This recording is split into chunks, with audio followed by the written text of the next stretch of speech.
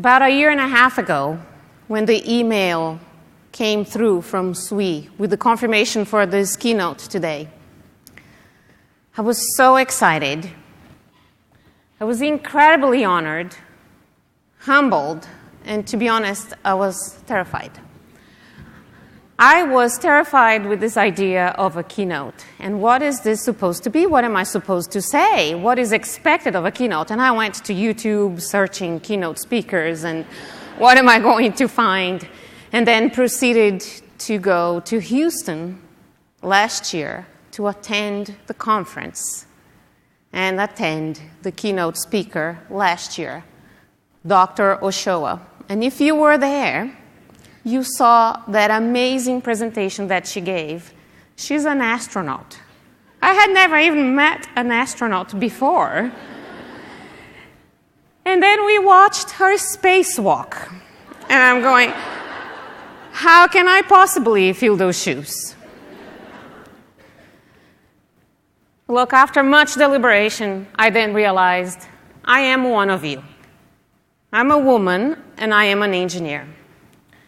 And if I could just rewind my own tape back 25 years and put myself in your shoes here today, and then I thought, what is that one thing that could have helped me accelerate my own journey?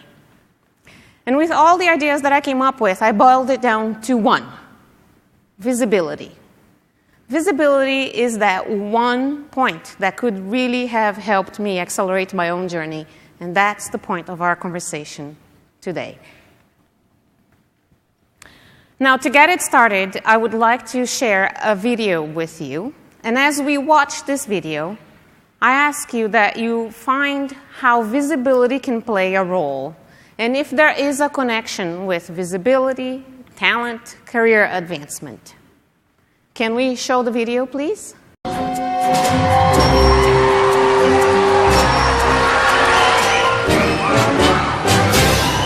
Hi, what's your name, darling? My name is Susan Boyle. Okay, Susan, where are you from?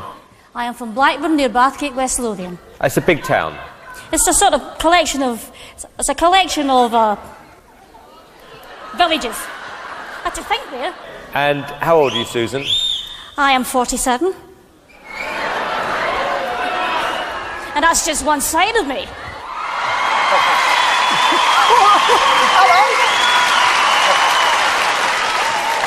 Okay, what's the dream? I'm trying to be a professional singer. And why hasn't it worked out so far, Susan? I've never been given the chance before, but here's hoping it'll change. Okay, and who would you like to be as successful as? Elaine Page. Elaine Page. Like what are you going to sing tonight? I'm going to sing I Dreamed a Dream from Les Miserables. Okay. Big song. Yeah? Yes.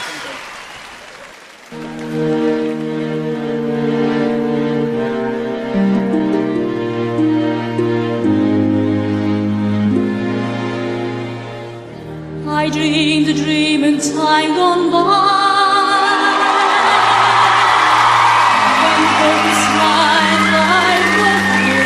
You just didn't expect that, did you? Did you? No.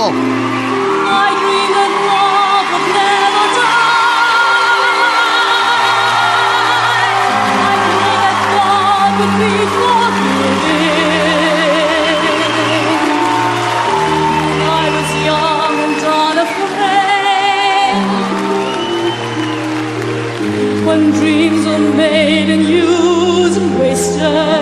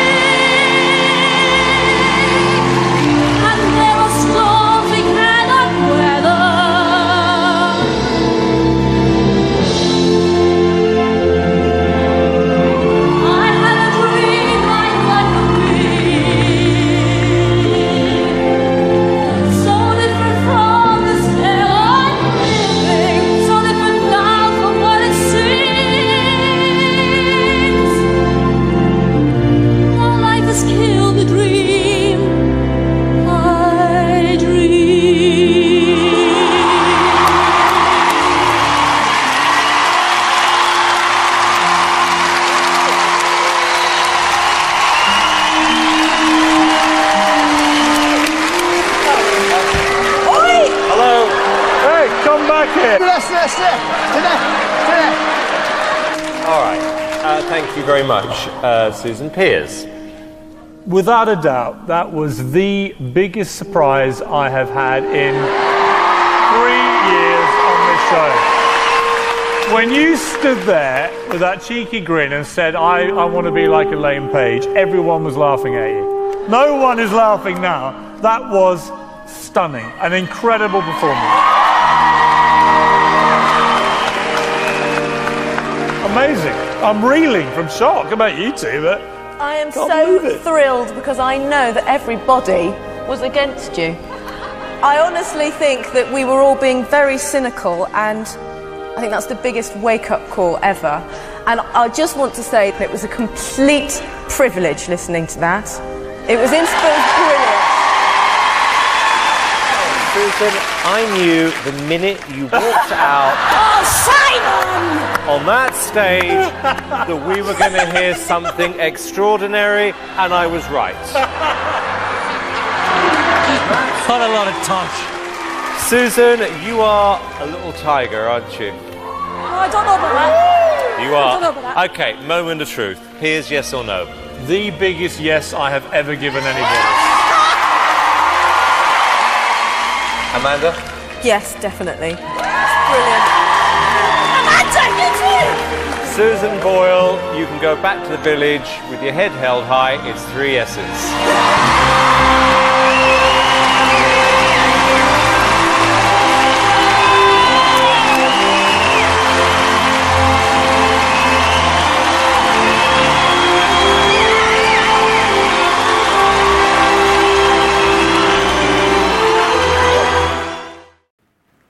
Well, do we all see a connection already to career advancement? Let me share with you what inspired me to share this clip here today. As many of you may know, Susan Boyle appeared on Britain Has Got Talent that night. And to everyone's surprise, as we just watched, she was incredibly well received. And she became a star overnight. Now, what I find fascinating about this story is to think, how much did we know about Susan Boyle before that event? Were there any YouTube videos of her? Were there any CDs for sale? Or had we even heard the name Susan Boyle? I guess we would answer no to all these questions. But we know a lot about her today. She has more than 200 million views on YouTube. She made it #1 on the sales charts. She sold more than Michael Jackson.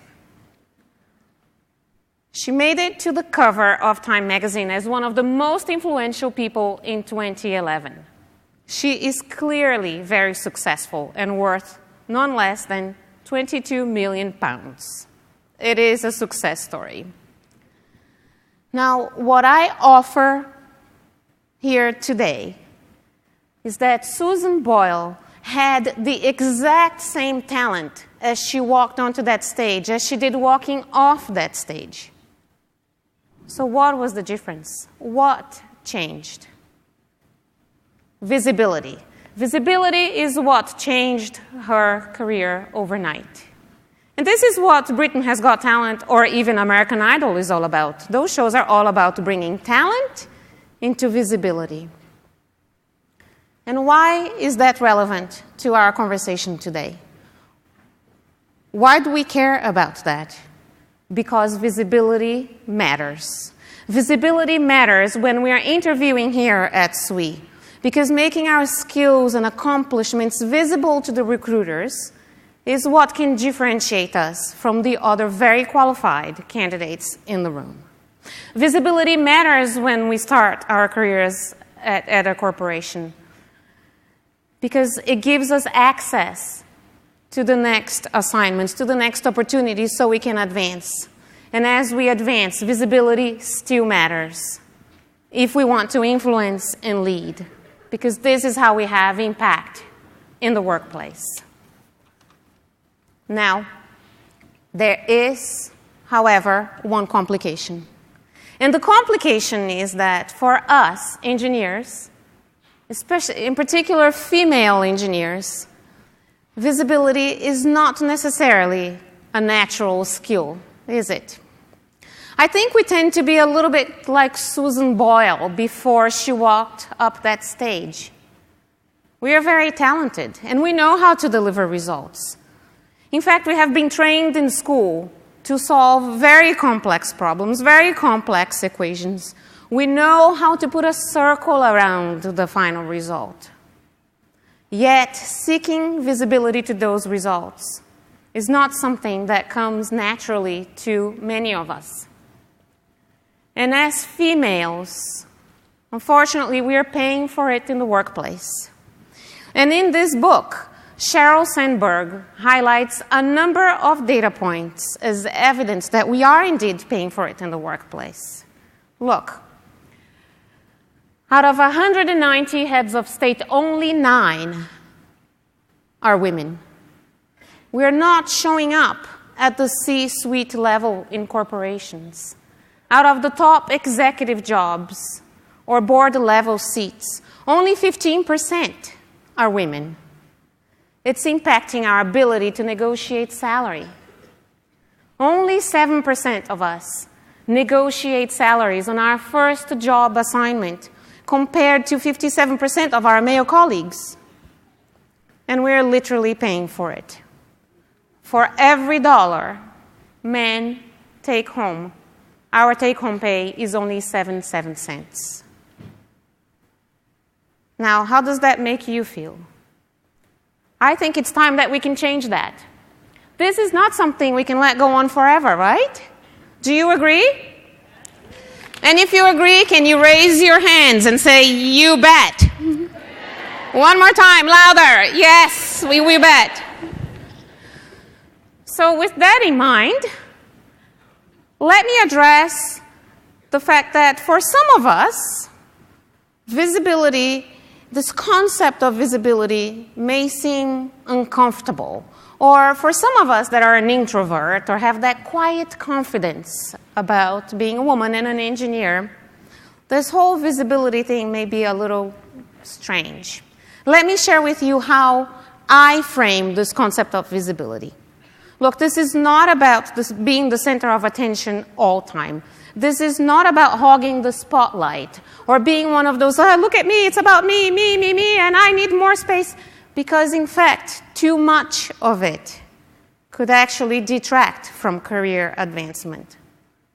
No one wants to be around those people all the time.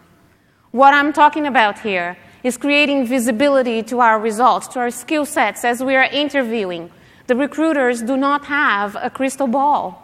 So it's on us to expose and exhibit our talents at that moment. What I'm talking about here is creating visibility to our results and the projects that we are working on and delivering when we are in the workplace, so we can advance and keep climbing that corporate ladder. And visibility is important as a leader if we want to influence, lead, and have followers to the initiatives we're trying to drive. So this is how I personally got comfortable with what I thought of bragging. Because it was no longer about me, yet it was about the results of the work that I was delivering. And with that said, and this framework in mind, the next question is, how do we get visibility when there isn't an Engineers Has Got Talent show? And this is what I would like to talk about today. Specifically, I would like to share 3 strategies with you that I have learned from mentors, I have learned from observing others, and quite frankly, from trial and error.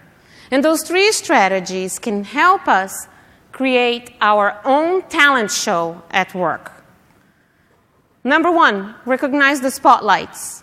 Number 2, use the right currency. And number 3, get in the trash. The first strategy is about recognizing the spotlight.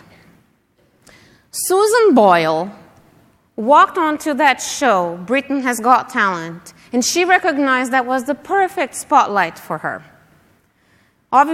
Clearly, she delivered a beautiful a beautiful show that night. It was very successful for her. And she stepped into that in a big way. Big lights, big audience, 3 judges. And it was very successful, and she became a star overnight. Now, at work, there are a number of spotlight opportunities, from town hall meetings to all-employee meetings. And those may actually come a little bit later in our career. But early on, there are a number of other spotlight opportunities, such as we could run into our CEO in the elevator. How about running into your boss's boss at the car park? Or perhaps we can run into a higher-level executive as we're grabbing coffee. These are all opportunities for spotlight, if we can leverage them. Are we ready with that 15-second elevator pitch about the project that we're working on and the results and the contributions we're making in the organization? There are also company events that we can try to leverage. Let me share a story with you about Meredith leveraging a company event. At Life Technologies, we have those days that are called Find a Better Way Day. There are about 5 of those per year. They happen at different locations throughout the world. During those days, people from multiple functions will come and exhibit posters with projects that they have been working on that demonstrate how they have found a better way to run the business faster, cheaper, safer. And a group of executives will then come to that location and tour the posters exactly how you see here. And the leaders will be next to their posters, showcasing what they have delivered. Meredith started with Life Technologies as an intern, and she had been recently hired to our sustainability group. When the poster nominations opened up, she took the initiative to go and sign up and register her work. That was quite impressive already for a new hire. And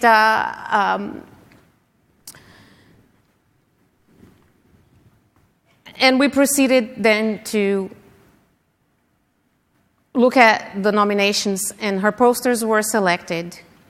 I had been hearing really good things about Meredith, but I hadn't yet seen any of her results.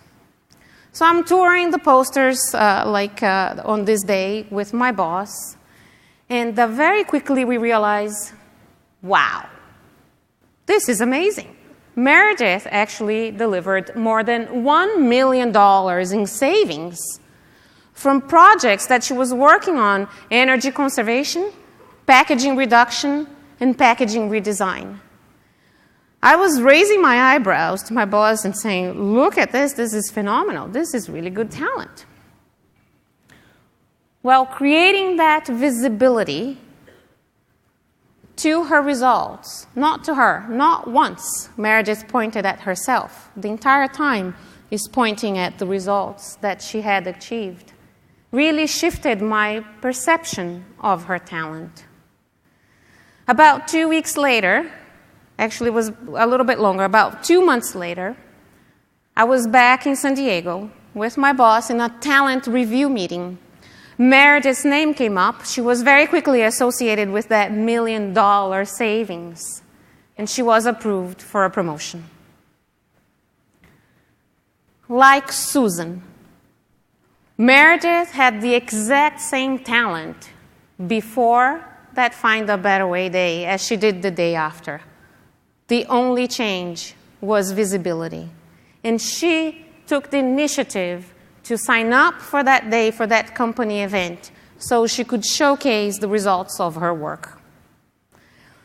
Meredith happens to be here today. So if we could, Meredith, could you approach so we can give her a hand and thank you for inspiring us.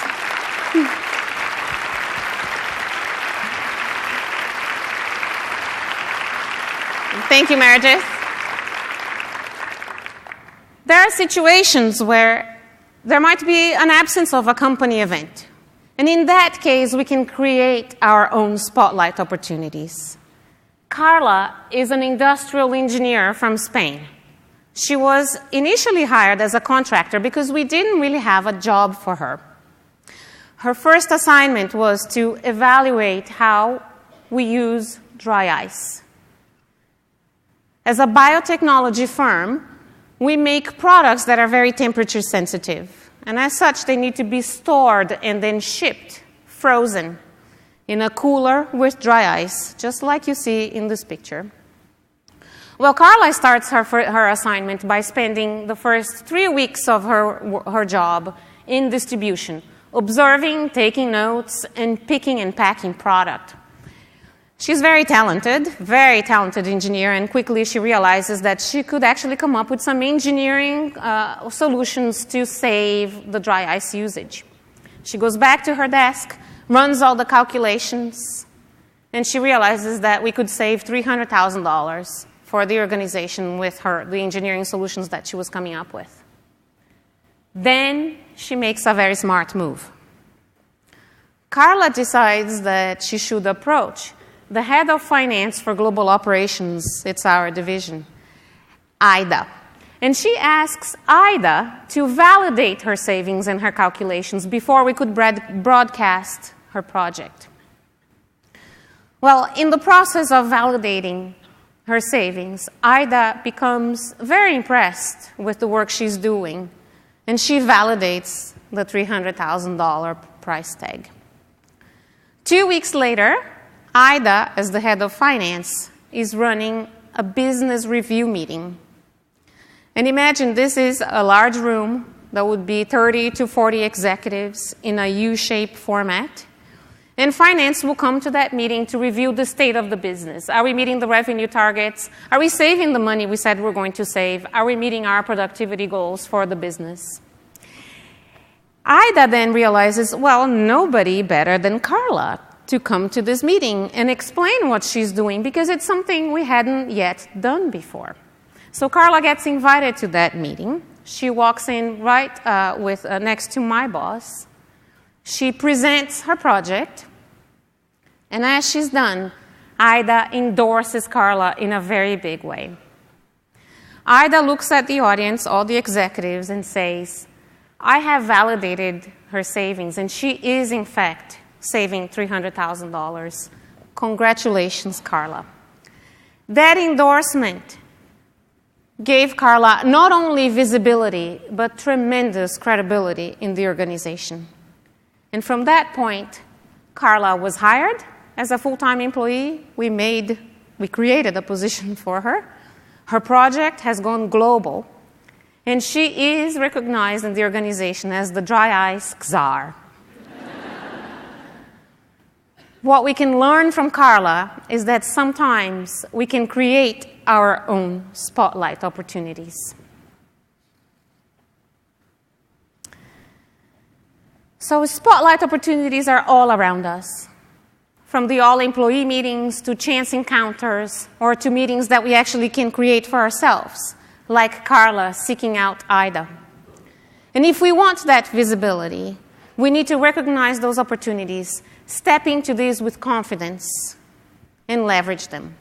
And as we're stepping into those opportunities, to make the most of them, we need to use the right currency, which is the second strategy for today. And what do I mean by right currency? Right currency is about being relevant. It's about expressing the results of our work in a currency that the audience cares about. Let me share a story with you when I did not use the right currency.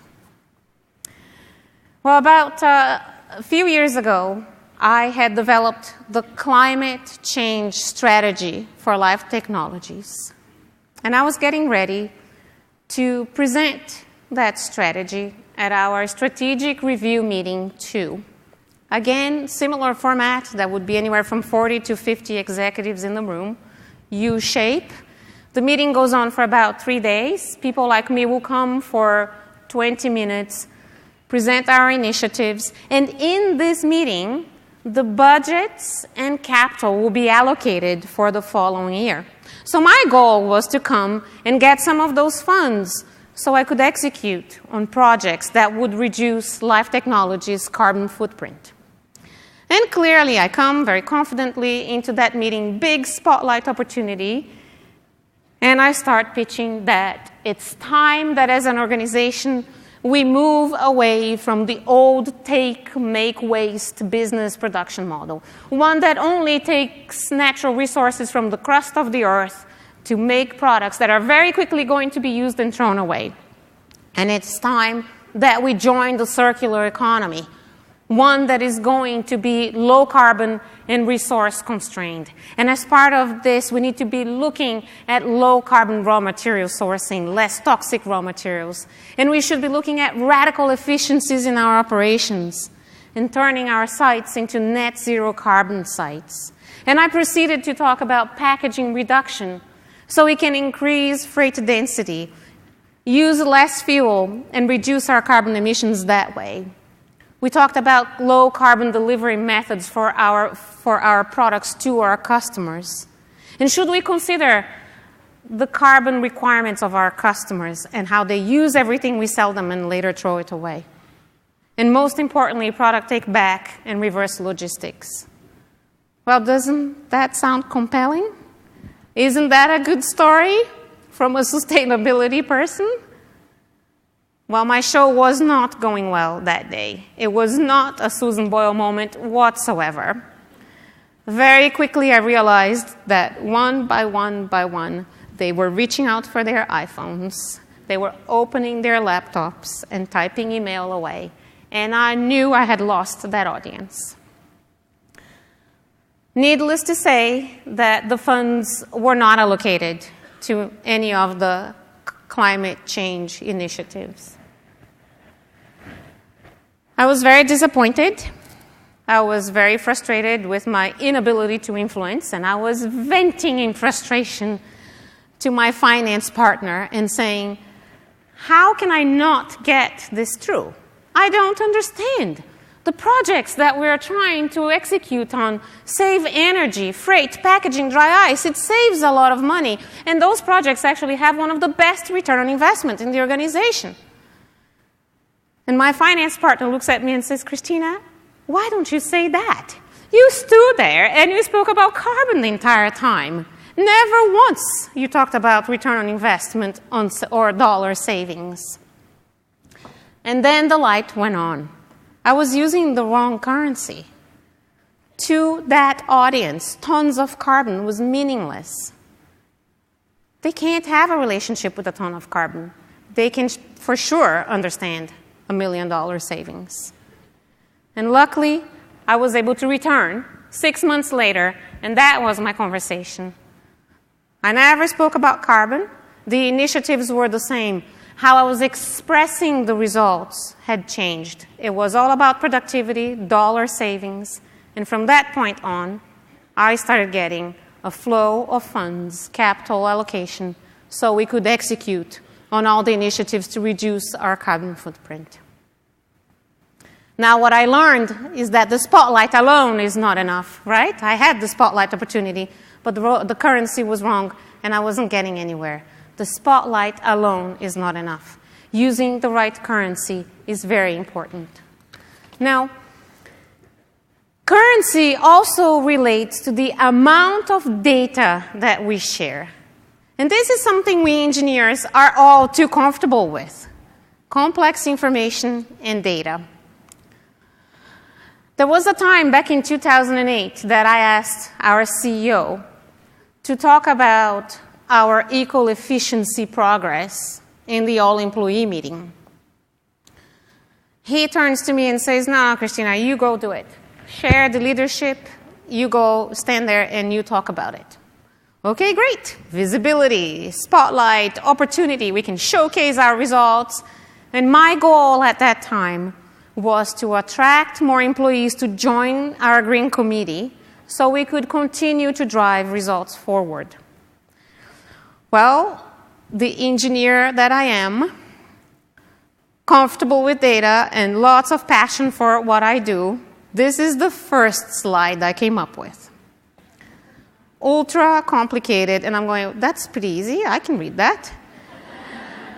And then, so I decided to go socialize my content with my peers. And I really believe in doing that. Over the next 30 days, I went to see my friends in marketing, in HR, employee communications, investor relations, all the non-engineers. And they gave me some counsel and some input saying, no, it's too much. I don't think people grasp that. All employee meetings, these are people that don't really have an interest in a lot of detail. They are probably looking for a high-level message. Okay, I think I made it better then. Much simpler. And I can even show my goal for next year. No, Cristina, too much. How about some arrows with just numbers? Okay, there you go, much simpler. And at this point here, one of my colleagues said, look, if the audience doesn't get the point you're making in 10 seconds, you have lost them. All right, that's not a 10-second message. How about this one then? And in the end, this is what was presented. Much simple, to the point. And that day, my talent show went quite well. It was simple, it was easy, big yeses from my boss, the CEO, and we were able to recruit about 150 people to join our Green Committee. So, the right currency is very critical. Not always easy to come up with that content on our own, and that's okay. It is very important and very fair to socialize our content and get input from others, because sometimes we get too close to our data. And looking at it from the lenses of the audience can be difficult. So it's okay to socialize so we can actually step into those spotlights using the right currency. So we can go into the opportunity and be relevant to that audience. And this now leads me to the third and final strategy for today, which is getting in the trash. And what does that have to do with visibility? Let me provide some context to this one. Yes, that is me in the garbage. Let me share with you what we're doing. At Life Technologies, about 2 years ago, we decided to achieve zero waste status at our facilities. And that means 90% diversion from the landfills. So we become fanatical about recycling every single piece of trash. And we need to find a home for every little thing other than the landfill. So we recycle and we divert and we reduce and we eliminate things. And in the end, we go to the compactor and it's still full of garbage. And at that stage, it's time to go dumpster diving. We need to follow the trash truck to the landfill. They spread the garbage all over, and we rummage through the garbage, trying to understand what is still here. What can we further recycle and divert? And this is one of those first visits to the landfill. So why am I there? Why did I do it? And what does that have to do with visibility, really? Well, first, I felt that if I was going to expect anybody on my group or in the organization at all to get in the garbage, they had to see me doing it first. I had to create visibility to the trash walk before I could expect more people to come. The next time, there were more of us. There were 4 of us there. Again, another day in the trash. And the next visit, we actually attracted the entire Green Committee. Everyone from the Green Committee came on that trash walk, on that dumpster dive. And on this day, they decided that the best Earth event day we could do was a very large dumpster dive in our parking lot. And with that, we had trash spread all over our parking lot. 1,500 employees came, and they all had to get a bag of trash, put it in the right place before they could get a beer. I tell you, there is nothing more visible than employees walking over garbage on your parking lot. The media is there. People are coming. We are having a great time. The CEO showed up. He's the guy in the blue shirt. And like anything else, and like what you do in college, it ended in a pizza party. So why do I share this story here with you? Because I believe that all of us, at any stage in our careers, we all need to be willing to roll up our sleeves, or maybe in this case, roll down our sleeves, and even do things that we may feel it's below us. Because we are looking for that deeper level of understanding. The opportunities will come from that understanding. And this is how we continue to deliver new results. Look, visibility works if we have results to showcase. Visibility and results is a good combination. Visibility and no results is a bad combination. And visibility to the same results over and over, it kind of gets stale. So by doing the unconventional, getting dirty and getting the work done helps us have that level of understanding, deliver results, and keep that stream of results coming so we can continue to get that visibility. And this now takes me back to where I started. Visibility helped Susan Boyle to enjoy a very successful career. She had the same talent walking onto that stage as she did walking off the stage. Visibility was the only change. And she got that from the Britain Has Got Talent show. And if we want to create our own talent show at work, first, we need to recognize the spotlights. From all employee meetings, to company events, to meetings that we create for ourselves. Second, as we step into those spotlights with confidence, to make the most of it, we need to use the right currency. We need to be relevant. We need to express the results of our work in a currency that the audience cares about. Not always gigajoules or gallons of water. Sometimes dollars may be more meaningful. And lastly, getting in the trash pays off at any time in our career, regardless of the title we have.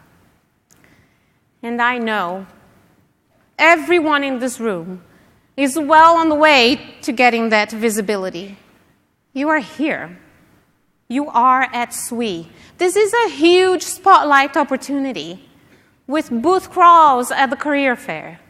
Hospitality suites, are you attending tonight? You could be running into a recruiter at Starbucks. And I know you are using the right currency. I have seen the resumes that you carry. You are so articulate. And every time we talk to the candidates, they're always so ready to talk about the projects and the contributions that they have made. It's a very talented crowd. And I know you are willing to get in the trash. So many of you raised funds to get here today. So many of you hopped on a bus on an 8-hour journey to get to Baltimore. And so many of you are rooming 5 to 6 in a room to save money. And this is all evidence that you are willing to get in the trash. And obviously, you are already exercising the 3 strategies we covered today. So don't stop. Remember, we are taking home 77 cents on the dollar. And we just agreed 15 minutes ago that we want to change that. We don't want that to go on forever. So remember, as you join the workforce, visibility matters, and it can help you advance. Thank you very much.